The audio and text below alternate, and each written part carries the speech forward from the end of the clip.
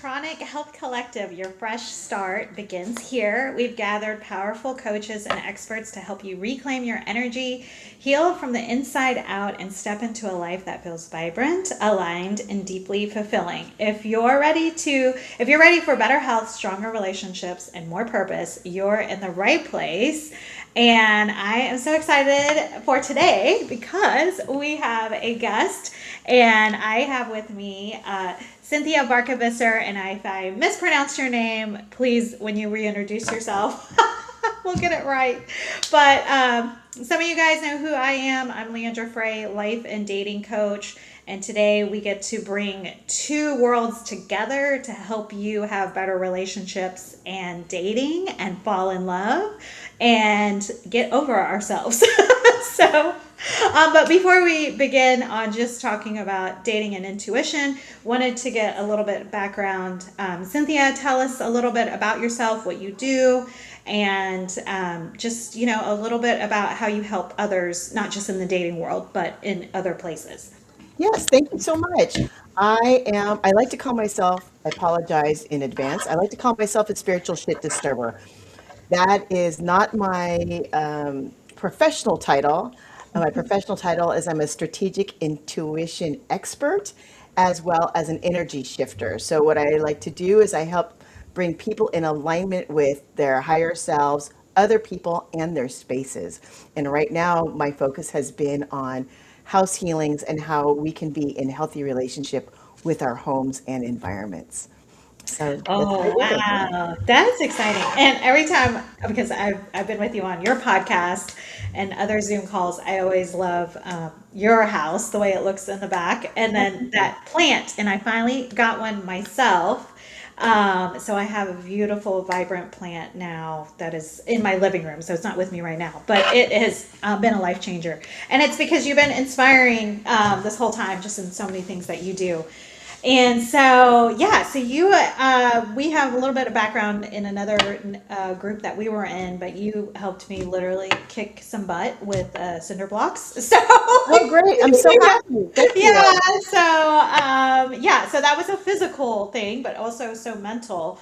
So I love the work that you do with others. And so today we're going to be talking, you and I have talked about in the past, but just with people that have recovered, they maybe not have recovered, but are coming out of divorces, or it's been a long time since they've been in a relationship, and maybe some widowhood kind of, we were in a relationship for 30 years and then all of a sudden we're back out into looking for love again. But specific to my divorcees and people that just gave up on love, we have noticed, at least I have noticed, you and I, where we notice people are not listening to their intuition, right? There's a little bit of fear.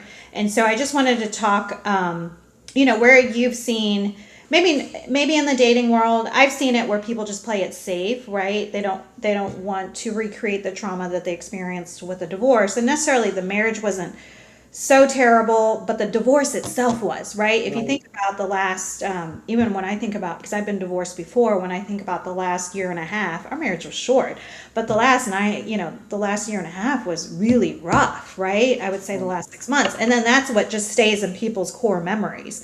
And then they think, well, I don't want to get into a relationship because it'll be that awful again. And then we just close ourselves off. So I just wanted to get your take on what you've seen and how to help others, overcome that fear.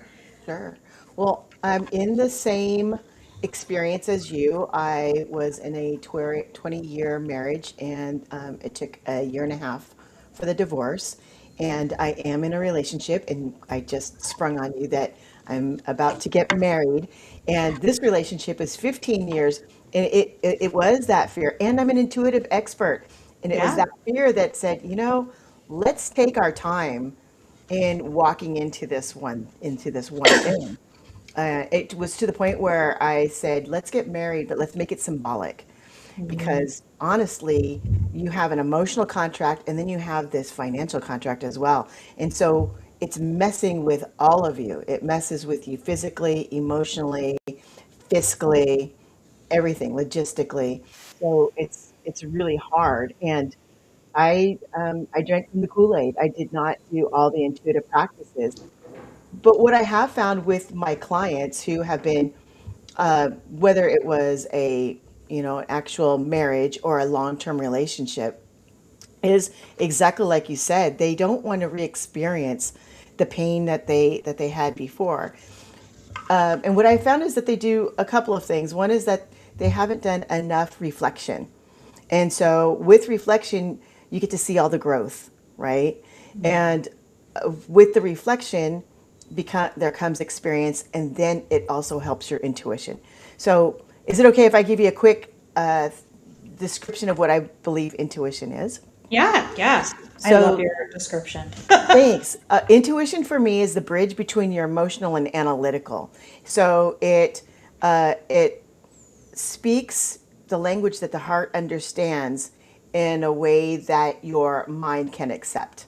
All right. So intuition is based, has foundation in emotions, but it is not steeped in emotion. Does that make sense? So, in order for your intuition to work really well, you have to be very clear on what is your emotional base and then what is that truth, that energetic wisdom that comes from beyond you, right? From within you as well as beyond you. And what happens, especially with all that pain in relationships, is we have an intuitive truth like, hey, this person is really cool and I'm having a great time with them.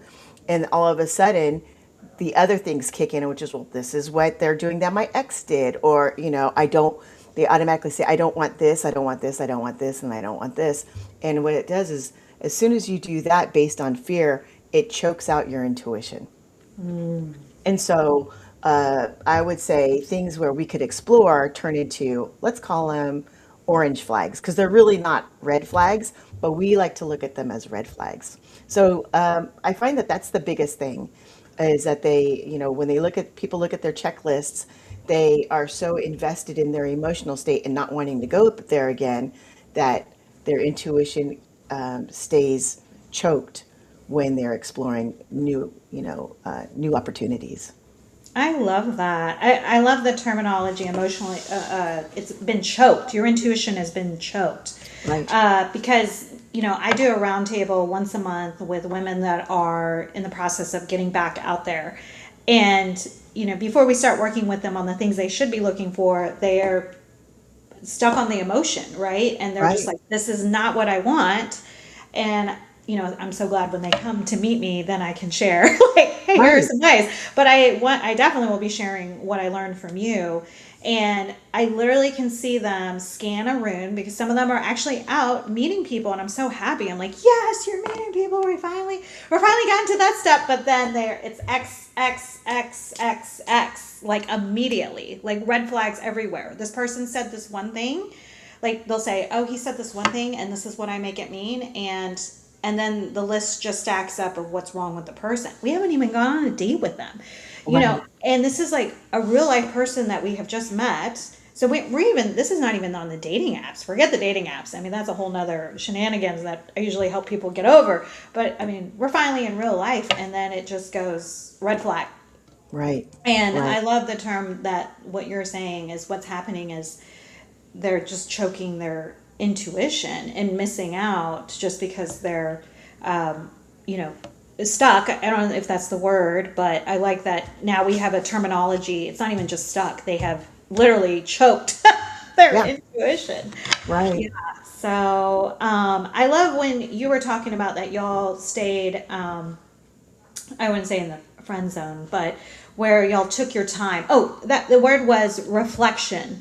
The reflection time. So usually when I meet with someone and tell me what your process was or what you would recommend, but usually when I meet someone that has or have gone through a divorce or going through a divorce and they're, at that point they're thinking about like, oh, I cannot wait to get out of this and I can't Right. wait to fall in love again. And that was me.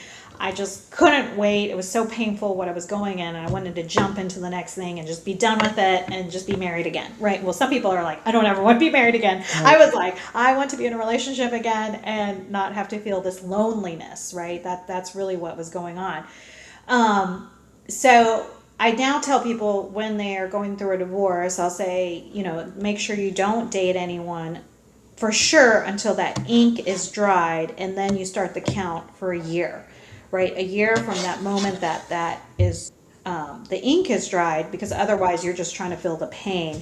But I like that you said reflection. And so what does that look like for you if someone is going through that process, and how would that look like if they wanted to go dating after a year of their divorce, or how would they reflect in the process? Right. So I have this method called the dunk method in order for you to get down into your intuition, right? And the first thing is to detach.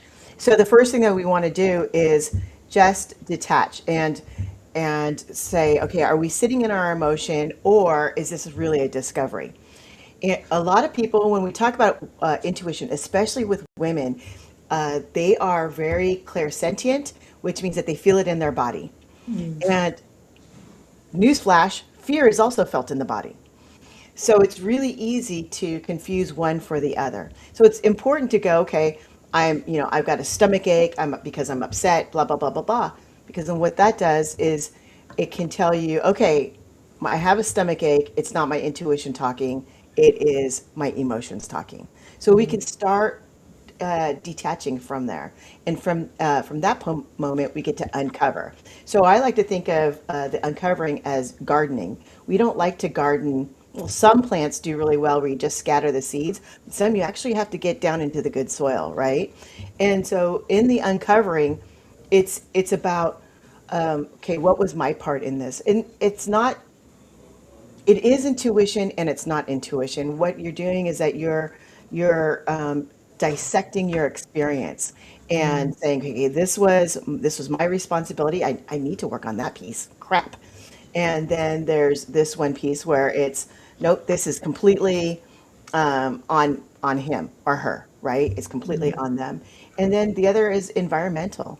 Holy crap, we had for my relationship, we had two kids and we were young, and so we were always reacting. We were not responding. We were reacting to everything, and so we lost ourselves, Yeah. really quickly, and for a long time. So there's that. But in the uncovering, what's really nice is that you start noticing the things which I was talking about, right? And then it turns into knowledge. From this knowledge, what happens is then your intuition or your inner wisdom gets to come through. So a lot of people think that there's all this freedom and then the intuition comes. It's actually not. It's actually a discipline. And by being pretty clear on what's going on, and I'm an emotional person, just so you know, I pretty much overreact to everything. So it's like, nothing's ever tepid for me. It's like super hot, super cold. So by having this discipline, it's easy to decide like, oh no, I'm in my emotional place, and I get to be emotional. We are human beings, so we get to be emotional. It's really important and it's healthy. And then once we're done, there's this saying, right? It ain't over till it's over. But for a lot of people, especially when they're after out of relationships, it needs to be it ain't over till it's over, and then it's over. Which means once you're done, be done. Cleave it and move on to the next thing. And that's where your intuition gets to take in, which is like, hey, I'm not I'm not really attached to it like I thought I was. So now I get to start saying goodbye to it. And then we can do rituals. So for me, what I like to do is I like to do a lot of rituals around stuff. It could include um, journaling. It can include a lot of things. We tailor it to, how you are, because some people are physical, some people are, mental, so they need to do things in their head and work it out. But it's in that dunk method that you really start working with your intuition, and then your intuition will be able to scout out the next best step. That doesn't mean that the next person is your soulmate. Just so people know. And Amen to that. we have a lot of conversations about that because people want to go straight to their soulmate. And I'm like, I also have a theory around that is that soulmates aren't always for romantic relationships. Sometimes soulmates are familial or they're Yeah, your friends. yeah, Those are people who get to know you on a soul level. yeah.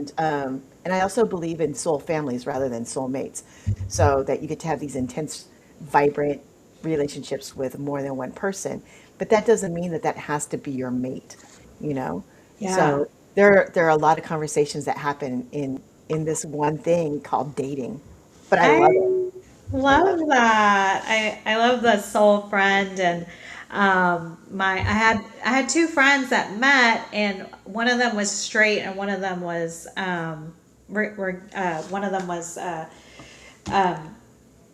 not bi, but homosexual. And they really connected. And one of them was like, "I'm in love with you," and then she's like, "I'm straight." But they figured out like that it didn't have to mean like she thought she was in love, but really it was a soul. What'd you say? A soul Soul mate or connection, friendship? yeah. Soul connection. They had an awkward conversation. But then they got it, and now they're like best friends for life, right? Right. But because one of them was like, "Well, I'm in love with you," and the other one's like, "I don't, but I still want to be with you." And love that conversation, love that moment. Yeah. So, anyway, we're headed to break, so we'll come back and talk some more. Sounds good. Hi, I am Leandra Frey. I am a life and dating coach. I help women that have gone through a divorce, widowhood, or if it's been a long time since they've been in a relationship, I help them get back on their feet, gain courage and confidence to get back into the dating world and find the love of their lives in 6 months or less. The reason I do this is having been divorced myself, I have been out in the world, the dating world, what I would call the gauntlet. And it can be hard when you've come off a divorce or you've come off a long time breakup and you find yourself starting and stopping, starting and stopping. And sometimes you stop and many years can go by. And so what I'm here to do and help you is to help you along the way so that you don't give up on yourself and that we learn to create resilience in your dating so that you can keep going and not waste 5, 7, 12 years of your life thinking there's no one out there for you. There are many people out there for you. There is someone looking for you today. So that is why I do what I do, because I love bringing people together because we are all created for love and connection. Everything we're made of contains light. From the sun that feeds our world to the energy that flows within us. With LifeWave X39, we've found a way to put that light to work. With X39, we achieved something remarkable in the field of wellness and science that others could not. By utilizing LifeWave's unique patented technology, X39 uses light to elevate GHK-Cu, a copper peptide known to support overall health and wellness. Unlike traditional light therapy, X39 uses the body's own infrared light to naturally increase vitality. By gently stimulating the skin with light, our non-invasive, non-transdermal X39 patches help you conquer your active lifestyle and pave a new way to vibrant health. Becoming a powerhouse is easier than you think. It all starts with your body and a little help from light. Place one LifeWave X39 patch on the body. Apply the patch to clean, dry skin in the morning. Patches may be worn for up to 12 hours before discarding. Keep well hydrated while using this product. Harness your natural potential. Reclaim youthful energy. Live long, live well, live young with LifeWave X39. Be the light. LifeWave. Why do 98% of beauty enthusiasts rave about coolness? It's all in the blend of ancient wisdom and modern science. Introducing Coolness, Pearlescent Face and Eye Serum Cream.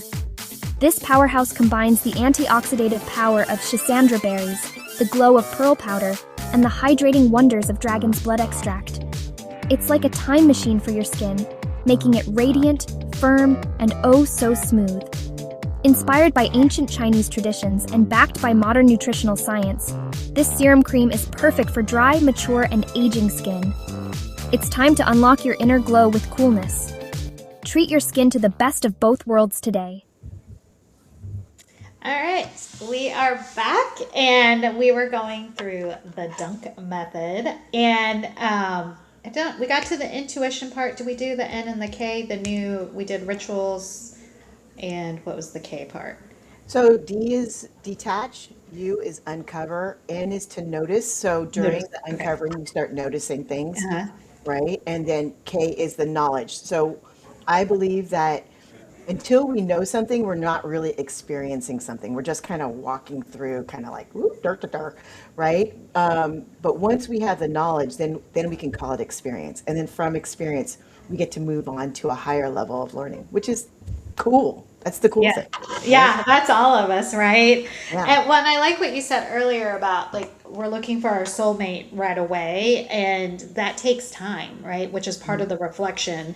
And one of the things I tell people is in between my marriages, I'm married now, right? I've been married almost 8 years, but in between, after my divorce, there was an engagement, and I had a broken engagement because going through it, I realized then breaking it off, which was one of the hardest things I ever had to do, was I was like, oh, this does not feel right. But I was also in a different mindset. Like I was in the mindset of this is all there is. This is the only guy that's for me, because I just was not reflecting enough, right? I was more interested in, just trying, not really paying attention to everything that was going on in my body, right? I was just like, oh, this will be fine, it'll work itself out, and then go through that and realize like, oh no, this is not who I want to spend the rest of my life with. And it wasn't like a negative thing. It wasn't like he was, I always tell people, I'm like, he wasn't an awful guy, but you have to go through the process. And I just tell people, I'm like, hopefully you don't go through where you have to go break an engagement. Like I didn't have a dating coach at the time to say like, hey, if you know it's not working, that's okay. Like break up and move on to the next person, until you do find your person. And so, we have to go through the processes of finding out what is, experiencing everything in your body. I like where you're saying, I feel everything. But a lot of times people don't say, well, I just don't want to feel rejected. Right. Right. And I also tell them, hey, you're rejecting too. Like there's people you're meeting and you don't want to be with them either, but that's not a negative thing. And for whatever reason, people want to, I know I'm a people pleaser. I want everyone to like me. Right. Yeah. but, I'm but with also you. the reality is like, there's a lot of people you meet and you just don't jive with, right? But in the dating world, we want everyone just to like us and want to date us, and we want to be the one to choose, but it goes both ways, right? So I do love that, not jumping into the next thing, and then the knowledge part. I was going to say something you had said, I don't know what letter it was, but it was talking about the rituals, right? Like journaling, reflecting. And I was thinking about there's some people, and I've experienced this a little bit, where they won't go to a restaurant, a city, a country. Like they'll just mark off the whole city. Right. Sometimes I Right. see it city because they'll say it reminds me of their ex, Right. right? And so, granted, for me, it wasn't that dramatic. It was a park, right? For those that are familiar with New York City, it was Bryant Park. That was for a while. I used to hang out with my ex-husband there. That's one of the places we fell in love. And I know when I lived up there, I just was like, oh, I'm never going to see Bryant Park the way, I saw it when I was in love in my 20s. And now I go and I'm like, this is awesome. It's still amazing. It sits right in front of the library. There's also such an energy. But for a long time, I would just not like to see it in movies because it's also in movies a lot. And so for a while, I didn't want to mark out all of New York City. That's where I fell in love with my first husband and just be like, I'm done with New York City. I'll never go again. Right. What are some ways where people mark out a neighborhood or mark out a city where they've experienced, you'll see people move like, oh, this reminds me of this person or this breakup but then they're rejecting all their friends and family in the process. Right. You have any thoughts on that based on what you were sharing? Sure. Sure. Well, it's actually kind of interesting because I haven't run across that specifically, but with intuition, and when we talk about intuition, I always talk about life's challenges, and a lot of people like to look at their challenges head on, and that's not always the fastest way to get from A to B. So what I say is, if the focus is I'll never go to a park, then I would my recommendation is to go someplace else where there are echoes of it. So what I've done with people who say I'm never going to I'd never want to talk to this different relationship. I never want to talk to my parent again. Get a lot of that, Oh yeah. right? But as we go on with our session, I'll notice the pattern of there's someone at their work that has similar things because it's law of attraction. You're always going to go to the same thing, right? And so, and I say, well, let's focus on this because it's not as intimidating. It doesn't feel overwhelming. And what happens is as you focus here, you're untangling the big problem over here because you are learning your experience. And then once you change your focus, you get to go and do a different thing. So it doesn't have to be a place. What I would say is if there's a place or you're starting to mark off, which that happened with a family member, didn't they didn't want to go to Brooklyn because it was too close to Queens. I mean, and I was like, you've got to be kidding me. But, I respect that. So what I would say is let's focus on something else. Let's focus on something else. Let's heal someplace else because healing is healing is healing. It doesn't matter how you do it. If you heal in one way, you're actually healing holistically, right? And so I would have you heal in a different area, and then we will start talking about the market, the territories. So what happened with you is you had time and experience in other ways in order for you to go back.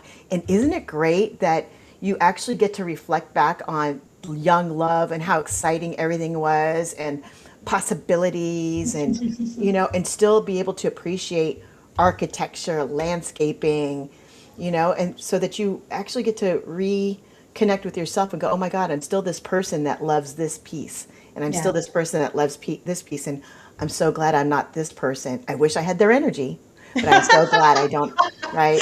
I'm so glad I have a bigger library too, a wealth of Yeah, knowledge. that is So so true. yeah, so healing is healing. And so I'd say, let's not worry about that right now. Yeah. You don't have to go to New York or you don't have to go to this place.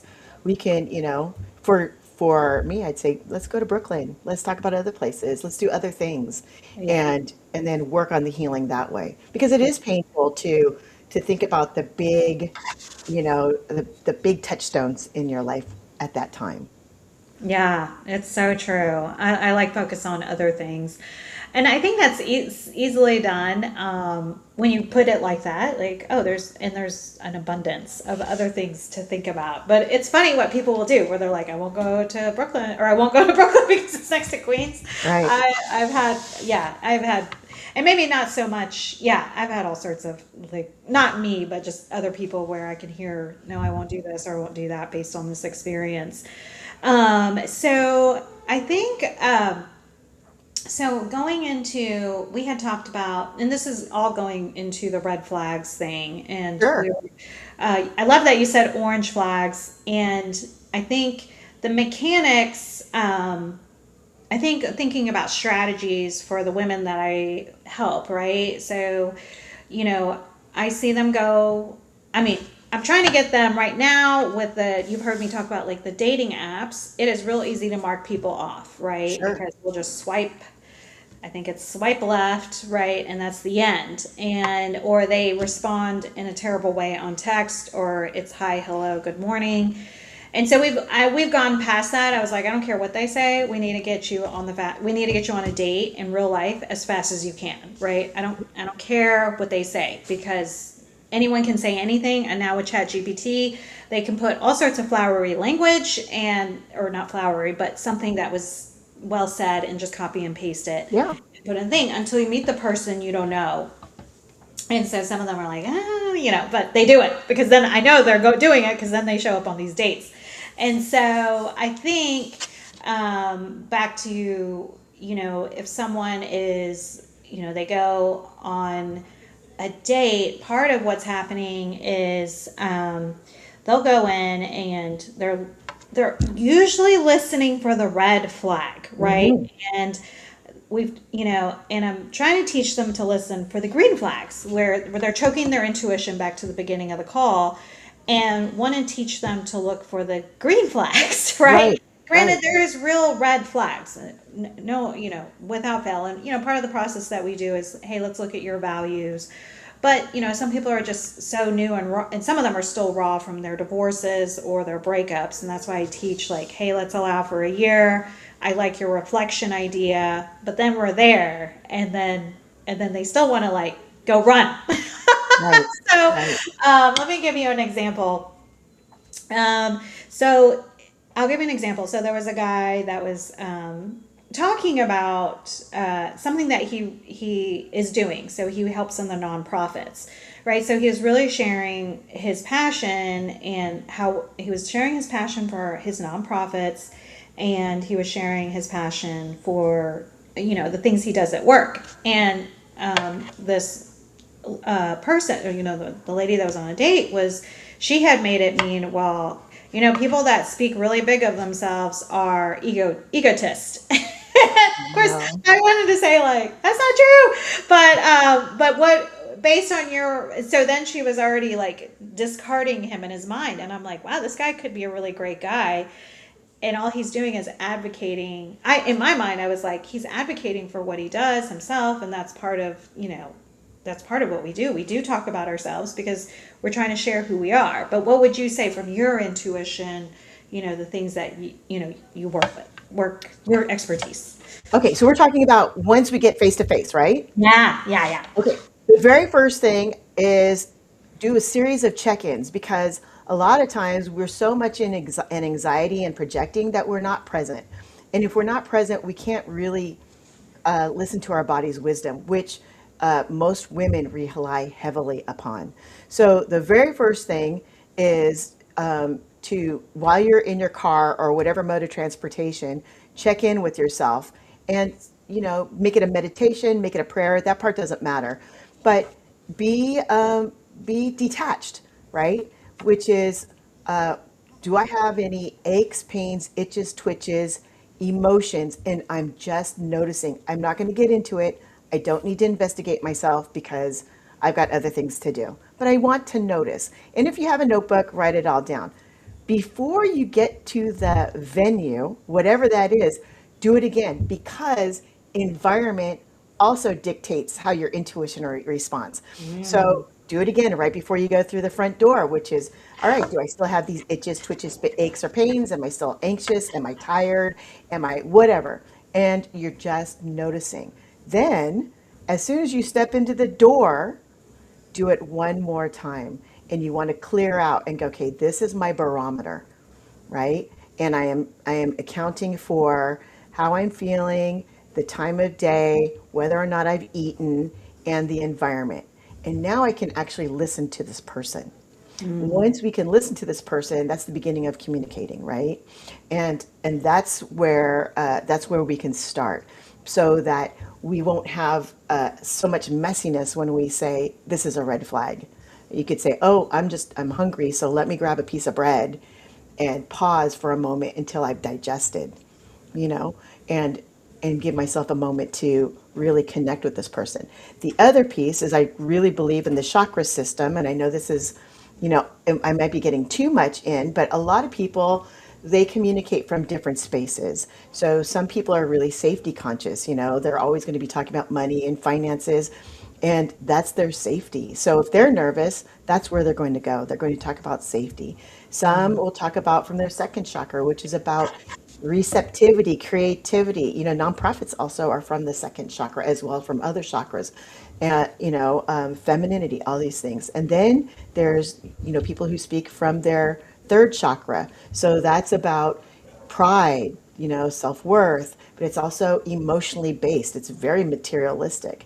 And then you have the heart chakra, which is very centered in now, right? Because it's the balancer. And then there are people who are all about communication. So, if they're more egotistical, they like to hear their voice. If they're not, it's all about speaking and advocating and things like that, right? And then there's the intuitive, which is your third eye. And then there's the channeling. Now, I can pretty much guarantee you're not going to be in the channeled area on a first date, right? Okay. So now you're going to, so from here, if I wanted to add one more layer, is go, okay, where do I usually communicate from? So I can tell you, I communicate from my third and fifth chakra. And I'm going to listen to the other person and go, okay, where are they coming from? Because if they're not coming from their third or fifth chakra or their fourth chakra, because that's about being really present, there's a really good chance that I'm not going to be able to communicate with them efficiently. And then I don't have to take it personally. And I get to decide how that's going to be, right? And then if we were to add one more layer on that, which I don't want to get people overwhelmed, is can you communicate with someone that comes from a different chakra? So what I like to tell people in my sessions, I'm like, if you don't get what I'm saying, let me know, because I will change the words but not the message. And that's the last piece that a Oh, lot of women do, is that they will change the words, but it also ends up changing the message. And then they come from a place of not feeling super empowered, super authentic, yeah. and then they start feeling that Ooh. because that's not clear, then the return message is also not clear. Okay, we're going to talk more about that when we come back. That last piece, actually all of it, but when we come back, that you were on fire. But we got it. We're going for another break, but we'll be back. That was awesome. Hi, I am Leandra Frey. I am a life and dating coach. I help women that have gone through a divorce, widowhood, or if it's been a long time since they've been in a relationship, I help them get back on their feet, gain courage and confidence to get back into the dating world and find the love of their lives in 6 months or less. The reason I do this is, having been divorced myself, I have been out in the world, the dating world, what I would call the gauntlet. And it can be hard when you've come off a divorce, or you've come off a long time breakup, and you find yourself starting and stopping, starting and stopping. And sometimes you stop and many years can go by. And so what I'm here to do and help you is to help you along the way, so that you don't give up on yourself, and that we learn to create resilience in your dating, so that you can keep going and not waste 5, 7, 12 years of your life thinking there's no one out there for you. There are many people out there for you. There is someone looking for you today.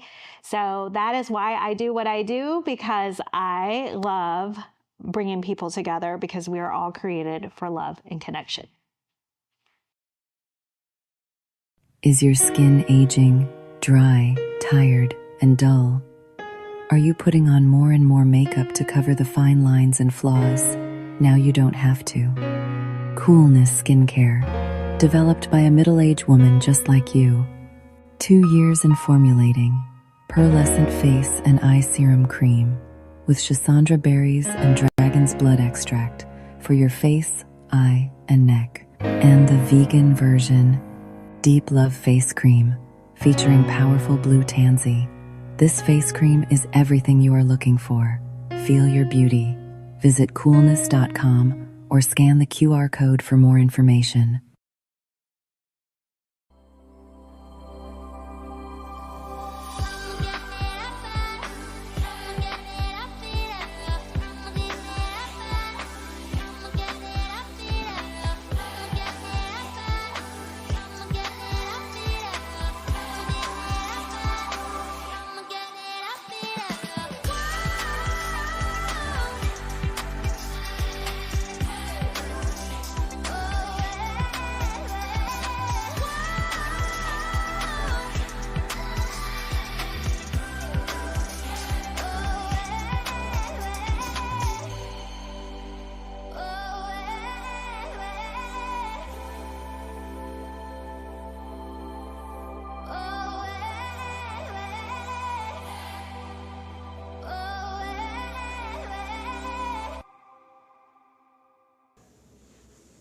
All right, we're back again to talk about this last thing that you really lit up. We're Sorry. going into, no, it was awesome, and then I was like, oh no.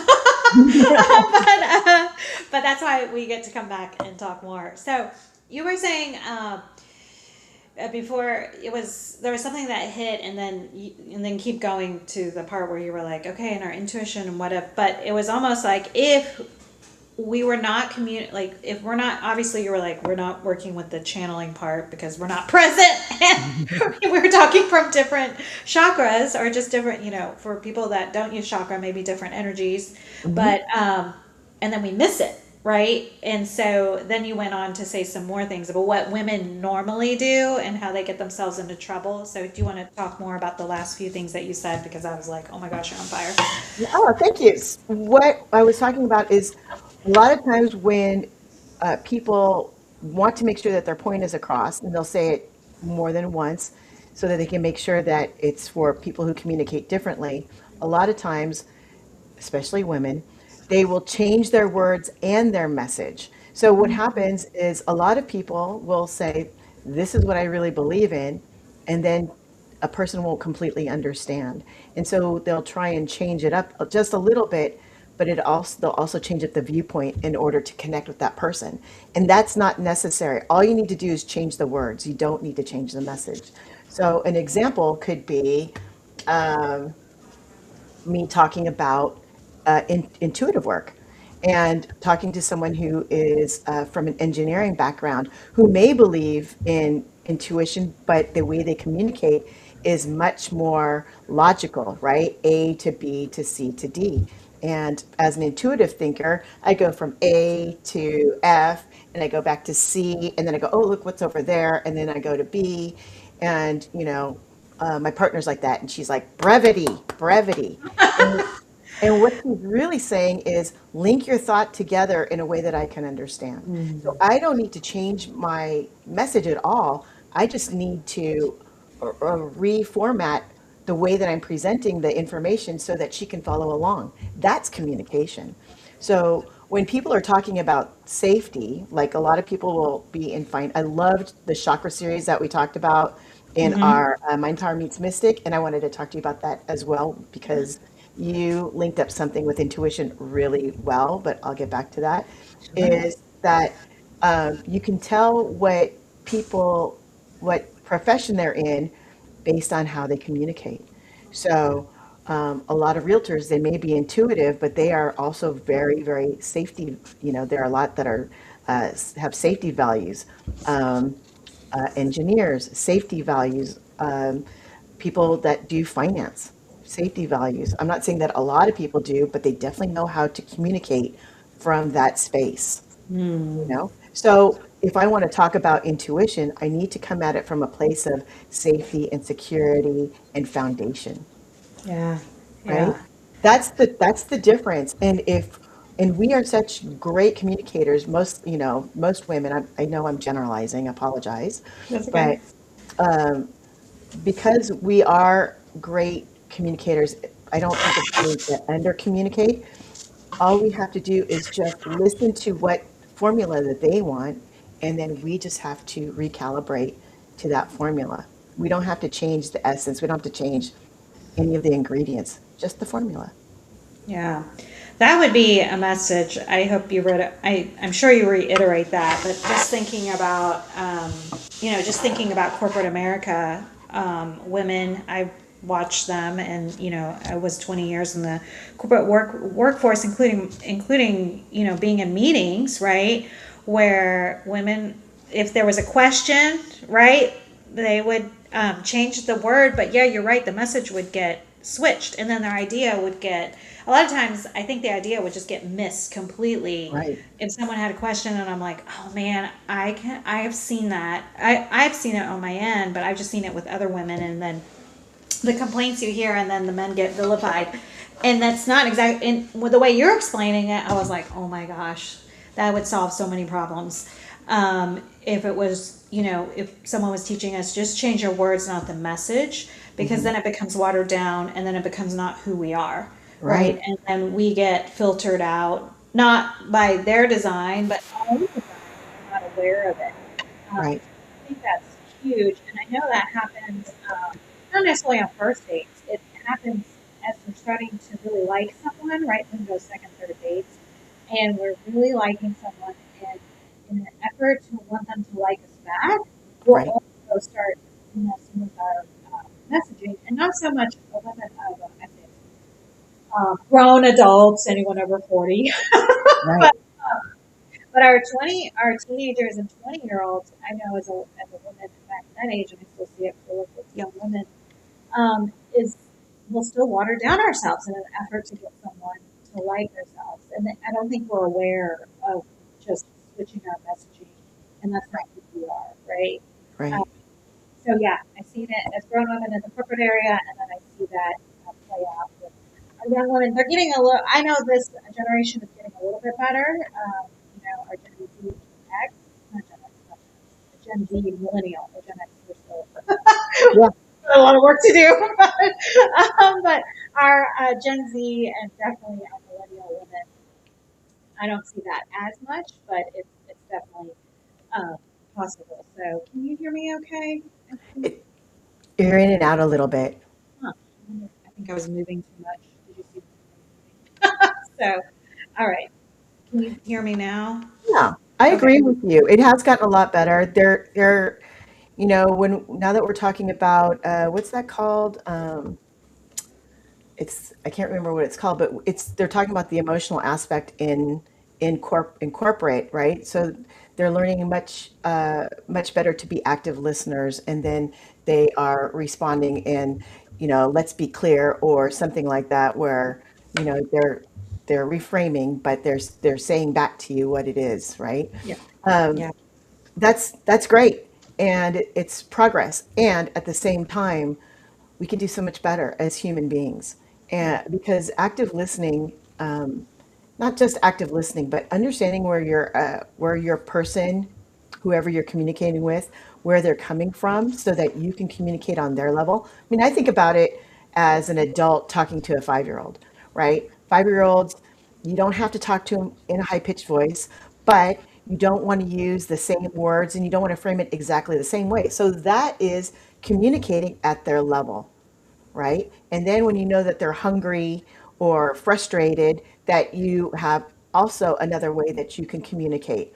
And so if we could just do that with the person across from us, regardless of age, gender, any kind of makeup, but really look at them energetically and see where they're coming from. And sometimes, they're a great communicator, they're just having a bad day. And if we can feel intuitively, because most of us can, that that they're having a bad day and it's not personal, then we can have a really, really good conversation, and you can actually elevate the level of communication based on that kind of compassionate conversation, right? I think it's fantastic. I love that. It gives us so much hope. We need hope. Right. We need hope for our Exactly. relationships where we're going. So that's incredible. I love this messaging and the possibility and what we in the active listening, because I mean that's what. And then saying it back like what you heard. Even I've done marriage counseling before, been part of it, not actually me doing marriage counseling, but on the receiving end. And Right. we've worked on the active listening before, and that has been a game changer for us. So I can only imagine what it would do for a newfound couple. They're still figuring it out, or just even with our grown children at work. I mean, there's so many places. But I wanted to quick segue, because you had mentioned in one of the parts talking about our environment, and I know that has been a big part of where you're headed, is intuition and our environment. And I was thinking, I remember when I was going through my when I got broke my engagement, the act of moving into a new apartment was game changer for me. Like, it was amazing. And so, not that everyone has the capacity to go into a new house or new apartment, but how do you think environment helps with our rehabilitation, in getting over a heartbreak, or even what you said, setting the environment, knowing, being aware of your environment when you're going on a first date? Right. It's huge. It's absolutely huge, especially when you move. Now, for you, it's amazing because by you moving out, you actually got to be in your own energy. You didn't have to worry about anybody else's energy, right? You were in your own energy. So whatever you were feeling, the walls of your home was reflecting back to you. So if you were sad, it was reflecting back sadness. And sometimes that feels good because it's like a nice comfy blanket, right? For when you're in the middle of a breakup or any kind of big change, it's important to sit down and go, okay, this is what I want my next piece of my life to be, which a lot of people do. However, then they don't go and, but maybe they'll change their wardrobe. I love when people do that, Oh, right? yeah. They do a wardrobe change, they cut their hair, but they don't move around the furniture. They don't repaint something. They don't create special nurturing spaces for themselves. So when you're in a home, you can, as soon as you visit someone's house, you can automatically see and feel where the community happens, where the most life happens in their home. So, traditionally it was the family room, but it could be the kitchen. It could be in so many different areas, but you can feel it because that's where you're drawn to go, and that's where you're going to plop yourself down and, and hang out with that person. For yourself, if you're going through a transition, you want to do the exact same thing. If you're ready to date, clean up some space, make space for a partner. A lot of people, they say, I want to have a partner, and I walk into their house, there's no space for a partner. They got all their stuff everywhere. Even if it's tidy, it's packed. So if you have no space in your home, and your home is a reflection of who you are, where is your space in yourself? Right? And where's the space for you to make for a partner? Yeah. So that's one thing. And it's just breathing space. The other thing, too, is have a space for sacredness. And it could be a small, tiny corner. But to have a space for sacredness, then you can sit and actually be in your whatever your feelings are or not feelings. You can sit in it and know that this is a place where you can transform. And it doesn't have to be sacred. It could be where you sit.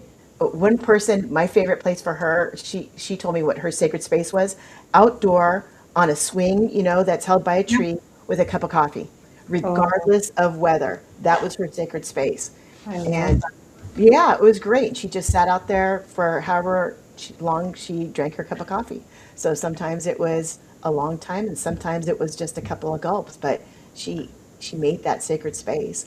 And the Wow. last thing is to always clear your space. And you can do that with music, with candles, plants, always plants. And what that does is, if we sit in our sadness too long, it's hard for us to move out of sadness because we're walking into a space that holds sadness. I love this. Well, this has been amazing. So I wanted to hear, in talking about the environment, how we can reach you. Tell us about the new book that you have coming that is related to, I believe you said environments. It is. So why don't you share about that? Sure. Thank you. It's at the publishers. I have a meeting with her today to find out when the actual launch date is, but we are shooting for the very beginning of July, so a mere 30 days away. And it's called Houses Are Snitches. And it's exactly what I was discussing, which is your house holds a lot of memories and emotions, and you think that it's a secret, and it's not, because people walk in and they have intuitive bodies and they can feel what's going on in your home and what's going on with you. You just don't know it because we don't have the tools to say this is what we're feeling or this is what we're experiencing. So yeah, that'll be out soon. I am at CinthiaVarkevisser.com. Actually, the funny thing is that most people misspell Cynthia because they're so focused on Varkevisser. Oh, that's So, right. so it's Cynthia with an I and not M, a Y not. So I focus on the I and not the Y. I love that. I Someone did love that for me. that. So Well, that's, yeah, go yeah. ahead. No, and really, house healing is a part of the bigger picture, which is strategic intuition. And strategic intuition is really knowing when to always use your intuition, when to express it, and when to act on it. Because sometimes your intuition is giving you information so that you can stay away or stay in observation mode and not in active mode.